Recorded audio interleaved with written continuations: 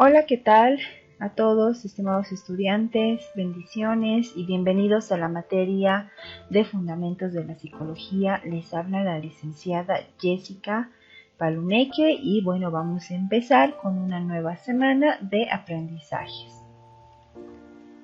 Y durante toda esta semana vamos a hablar de muchos procesos psicológicos, los cuales constituyen el genuino objeto de estudio de la psicología general y forman parte de los programas introductorios de los que vamos a ver el día de hoy. Estos procesos psicológicos se clasifican en dos grandes categorías. La primera son los procesos conductuales, fundamentalmente los procesos de aprendizaje, es decir, que dentro de estos procesos conductuales están los procesos de aprendizaje, los cuales vamos a aprender hoy día, como el condicionamiento clásico y el condicionamiento operante, es decir, que vamos a estudiar cómo nosotros aprendemos desde una visión del condicionamiento clásico y el condicionamiento operante. En la otra clasificación son los procesos cognitivos, tanto los procesos inferiores que tienen que ver con la percepción y la memoria, y también los procesos superiores con las temáticas del pensamiento y el lenguaje. A todo esto pues se completan los procesos psicológicos con las temáticas de motivación y emoción. Como les decía, lo que vamos a estudiar ahora nos vamos a centrar en los procesos conductuales, específicamente con el proceso de aprendizaje. Entonces, como ven, vamos a hablar sobre lo que es el aprendizaje, pero realizando una pequeña introducción. Hoy en día los estudiosos, los psicólogos, etcétera, y observadores pues del comportamiento humano están de acuerdo en que los hombres no poseen habilidades que puedan ser llamadas con propiedad instintos, ¿ok? Es decir, que más bien la opinión profesional que prevalece sostiene que nosotros cuando nacemos venimos a este mundo con un cuerpo que funciona, un puñado de reflejos, un programa madurativo y la capacidad para aprender ilimitadamente. Bueno, para seguir estudiando con respecto a lo que es el aprendizaje, debemos de hacer una diferencia entre lo que es una conducta innata versus una conducta aprendida.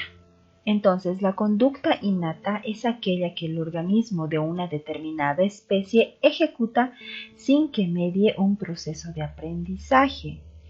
Un organismo, o sea, una persona realiza un comportamiento innato sin la necesidad de una experiencia de aprendizaje, es decir, cuando nosotros realizamos una conducta innata, no nos han enseñado esto los padres, no hemos aprendido a través de un profesor, a través de un líder, es totalmente innato, ¿ok? En primer lugar, antes de mencionarles algunos ejemplos, por otra parte podemos asegurar que la mayor parte de las conductas que nosotros que tenemos es aprendida. Entonces, para entender esto, lo de la conducta innata, tengo muchos ejemplos. En primer lugar, la sonrisa ante el biberón no es innato, pero sí lo es el llanto por el dolor o el hambre que el bebé tiene, ¿no?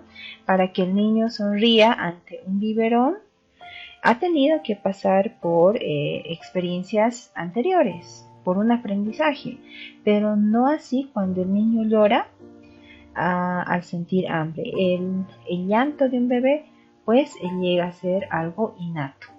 La curiosidad constituye un conjunto de comportamientos innatos.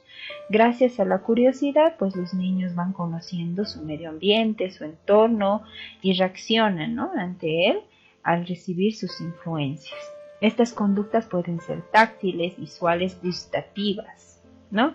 Y la succión También, por ser un comportamiento innato, es totalmente universal y se da en todas las culturas, ¿no?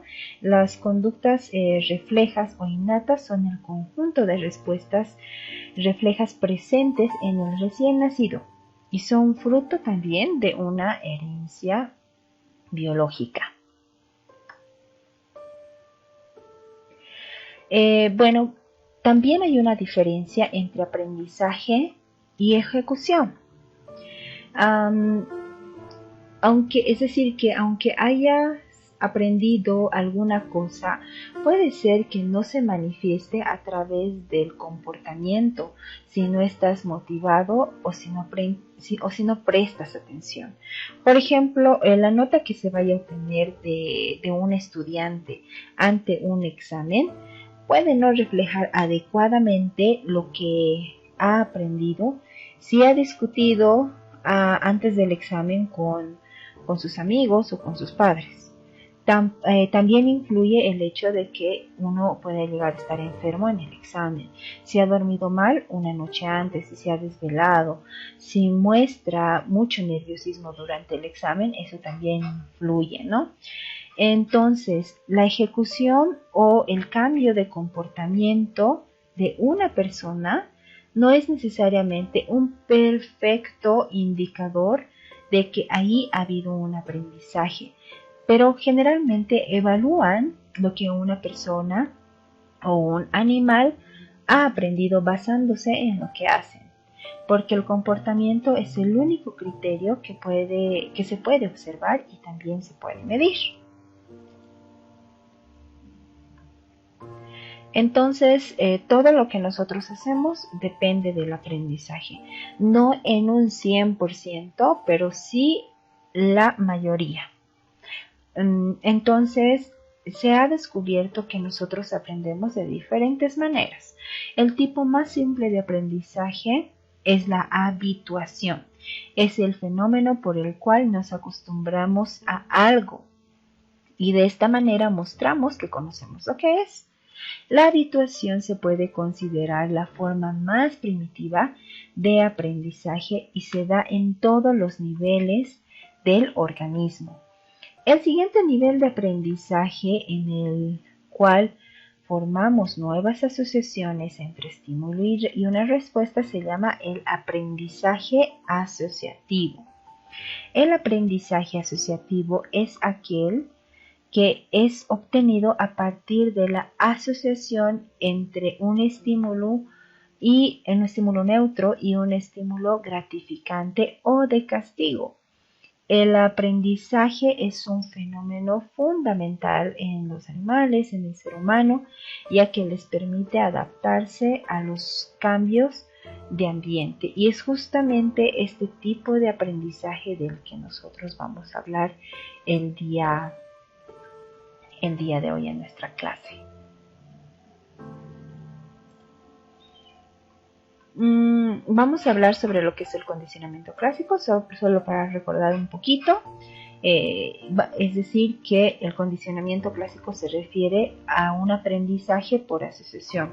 Es un estudio científico del comportamiento clásico que Iván Pavlov ha desarrollado. Esto ya lo hemos visto en la semana pasada.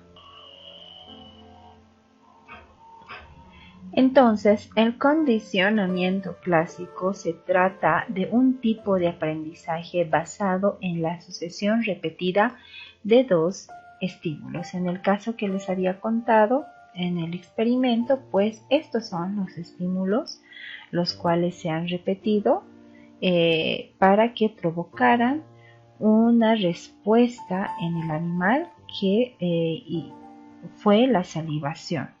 Recordemos que un estímulo es cualquier cosa que pueda influir directamente en la conducta o en la experiencia consciente.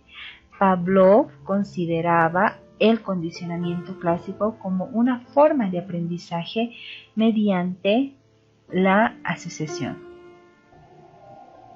Entonces, esto es muy importante. La asociación es el elemento clave en el condicionamiento clásico incluso más de 2000 años antes de que Pavlov hablara sobre lo que es la asociación, el condicionamiento clásico y etcétera, Aristóteles notó que dos sensaciones que se experimentaban juntas repetidamente pues se asocian. Por ejemplo, aquí les voy a dar un ejemplito. Si has visitado con frecuencia una playa o un lago, un bosque o un lugar de manera repetida con un amigo, visitarlo a solas, ese lugar te va a traer recuerdos de este amigo. No es porque has hecho una asociación, es decir, has visitado un lugar en específico de manera repetida con este amigo. Y ya el lugar que es tal vez, no sé, un parque, un lago, un bosque, qué sé yo, un lugar, ya lo has asociado porque con esta persona, o tal vez podría ser con un familiar, y hay una asociación. Entonces, cuando de repente visitas este lugar a solas, sin ya esta persona, entonces te va a traer recuerdos de esta persona. ¿Les ha pasado? Otro ejemplo es que si te enfermas, la última vez que comiste un hot dog, es probable que te den náuseas, ¿no? La próxima vez que veas uno. Y a todo esto le llamamos aprendizaje por asociación en nuestras vidas. No olvides que la frase clave en el condicionamiento clásico es la asociación de dos estímulos. Es tan importante esto que va a ir dentro de la evaluación, estoy segura. Entre más frecuente se asocien estos dos estímulos, pues más frecuente será la respuesta al estímulo. Es muy interesante, ¿verdad? El condicionamiento pues se ha aplicado mucho en lo que es la educación, siendo ustedes maestros constantes. ¿De qué forma pueden aplicar esta asociación de estímulos? ¿O recuerdan un tipo de asociación que ustedes han tenido, ya sea con una comida, con una experiencia en la calle, qué sé yo? Quisiera saber sobre eso. Muchísimas gracias por su atención y muchas bendiciones. Hasta la siguiente clase.